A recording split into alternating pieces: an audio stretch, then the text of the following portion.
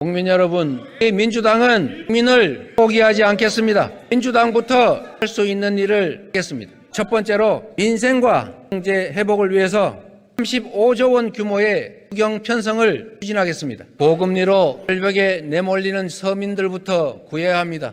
금융 취약계층에 대한 긴급 생계비 대출, 중소기업 자영업자에 대한 이자와 고정비 지원에 서민들을 보호해야 합니다. 물가 피해 계층을 중심으로 에너지 물가 지원금, 소상공인 자영업자들을 위한 가스 전기요금 지원, 농민들을 위한 농업 전기요금 지원, 지역화폐 예산 증액 등 주거 안정을 위해서 최소한의 삶을 보장할 수 있는 지원 예산을 편성해야 합니다. 개입을 해서 공공임대로 전환할 기회입니다. 전세보증금 이자 지원과 CF 배드뱅크 설립 등 정부가 의지만 있다면 세계잉여금, 업무추진비나 특활비 감액, 불용 확정된 사업의 감액 등으로 부채 발행 규모를 최소화할 수 있지 않습니까?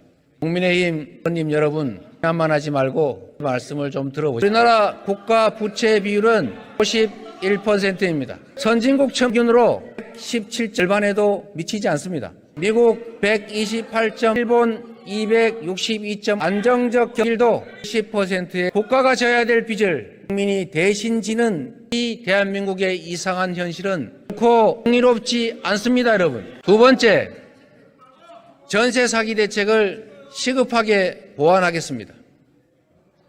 가슴에 태극마크를 달았던 30대 전세 사기 피해자가 뗄 곳 없는 현실을 죽음으로 탄원하겠다는 유서를 남기고 목숨을 끊었습니다.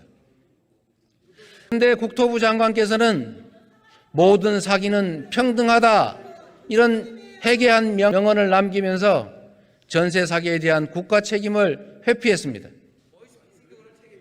전세 대출은 국가 보증이 있어서 가능했습니다.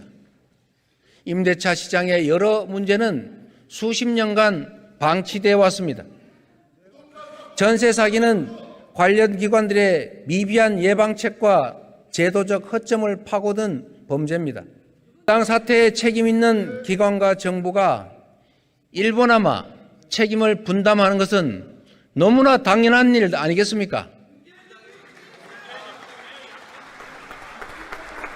여야 합의 결과라는 점에서 제정된 전세 사기 피해 특별법은 매우 의미가 큽니다.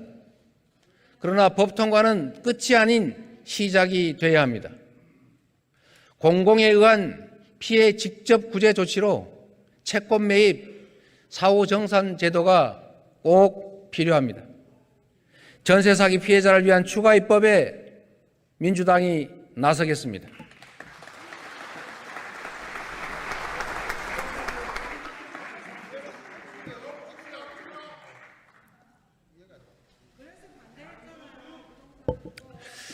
민주당은 미래를 준비하겠습니다.